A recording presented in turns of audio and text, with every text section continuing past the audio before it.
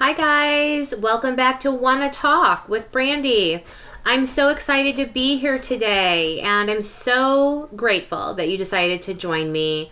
I want to continue the conversation around loss and grief as it relates to the changing relationships that many of us are experiencing with food due to GLP-1 medications or other types of health issues like food allergies or food intolerances that require us to not be able to engage in eating or engage with food in the same ways that we always have. And the big issue that results from that is not being able to elicit joy or the same kind of emotions that we may have in the past. So I really do consider this to be a type of loss. And when I look at the typical stages that a person might experience when they're going through a loss, I think that we can hit almost all of the stages when experiencing this changed relationship with food. There's certainly a shock factor for many people, especially people that are taking medications that almost overnight seem to not be able to eat the same kinds of food, eat as much food, just have the same feeling that they used to. That can be very shocking. Along with that then comes this sense of sadness, disappointment, discouragement, and then definitely a feeling of anger, resentment might come along. I think some of us might do some bargaining when it comes to eating, wishing that we could eat a certain type of food, even if it's just one more time, or get that feeling one more time, eat a little bit more when really our bodies can't handle it. And definitely, I hope that we're all moving toward a place of acceptance as we continue on this food journey that so many of us are on. So I hope that you can frame it in your mind that way as well, to really look at it as a sense of loss and extend yourself a lot of grace as you're kind of going through this process for yourself. So I want to really provide some tools for moving forward and trying to move toward that place of acceptance.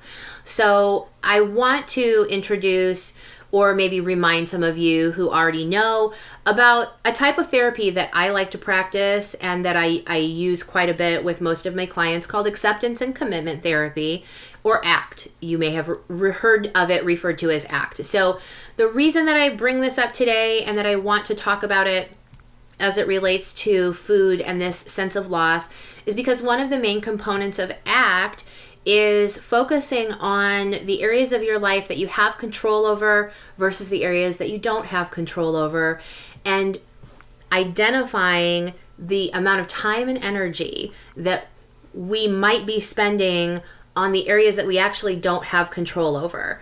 The reason that this is important is because that's what causes so much anxiety and stress and just feeling out of control. The more we try to control things that are actually not within our control, the more out of control we feel. So it's this kind of vicious cycle that happens. So the reason that I think this is important as it relates to food is because I think it's so helpful for us to feel like we are in control of this journey that we're on. And even though the relationship with food is changing, that doesn't mean that it has to be out of our control.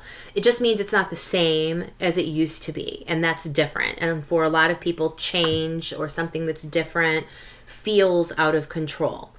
So I want to help reframe that so that we can begin to instill a sense of feeling in control of what's happening for ourselves on this food journey, and so that we can really work toward moving to that place of acceptance. So one of the things that I want for you to do right now is think of words that are associated with feelings or maybe actual feelings that you would like to be able to elicit through this new relationship with food when you think of it in terms of, I'm eating to fuel my body and I'm providing for myself the foods that I know my body needs. I'm eating in a way that is consistent with what my body needs in order to be healthy.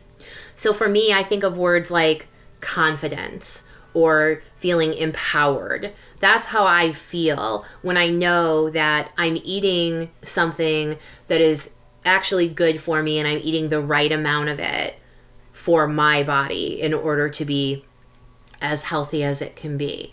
So I want you to think of for yourself, what are the feelings that you would like to be able to elicit for yourself through this changed relationship with food? And like I said, for myself, I want to feel confident that I'm doing the right thing for my body. I want to feel empowered that I'm making choices that I know are right for me. That's step one. That's the first thing I want you to do today. The second thing I want you to do is write down at least 2 new things that you will try today. 2 things that you will try to elicit some of the feelings that you used to get from eating. So if that was joy, if that was contentment, if that was satisfaction, if that was peace, if that was calm, whatever it is, I want you to commit to 2 things that you are willing to try today in order to try to get those same feelings. You're trying to achieve those same feelings through a different means, because it's not going to come from food necessarily anymore for you. That's going to be more of the confidence and the empowerment, but you can still have those other feelings. You just have to find a different way to get there. So I'm thinking about things like snuggling with your fur babies, or doing a puzzle, or coloring, or reading a book, or listening to a podcast, or going for a walk. I don't know what that is for you. I know for me, it might be snuggling with Batman, who's right back here. Or it might be doing a puzzle, or it might be listening to my favorite podcast, or it might be watching some funny animal videos, or whatever. It could be anything. It's different for everybody.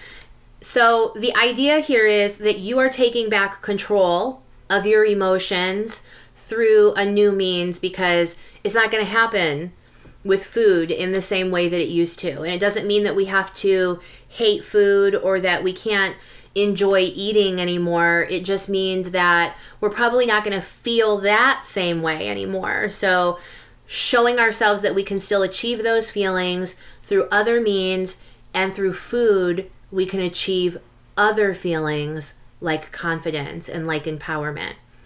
I want to continue this conversation. This is only the tip of the iceberg. We're not done. I have a lot more tools, a lot more tips, a lot more tricks, a lot more strategies, other things that I want to dive into.